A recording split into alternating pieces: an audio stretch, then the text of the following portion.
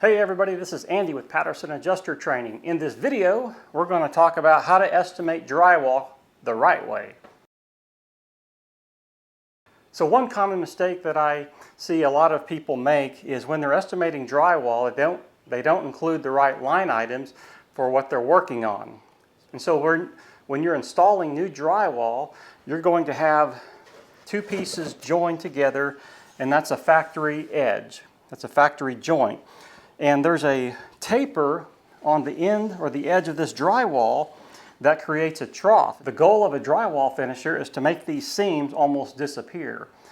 And a finisher should be able to finish this joint out within about 12 inches, about 6 inches on each side of the joint. Kind of like this area here. Now, whenever you do a flood cut on drywall, you have a non-factory edge, and the new drywall is going to have to join with the old drywall, and you're going to have a butt joint all the way around the wall wherever your flood cut is.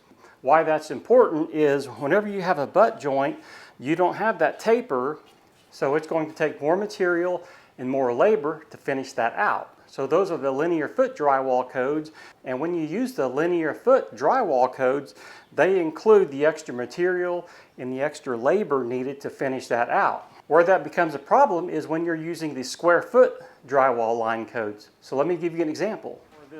So a limb came through the ceiling, and if you were going to repair this, you would cut it out probably about a 3x3 square, and then you're going to put your patch in there, and then you're going to have a butt joint here where it meets the wall. You're going to have a butt joint here on the right side, the side closest to the camera, and then this left side. And so that's going to take a finisher longer to finish out.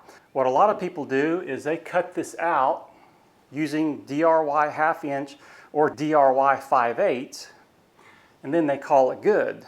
And so when you're using the square foot code, in addition to that, you need to add DRY patch J, and that's a linear foot calculation.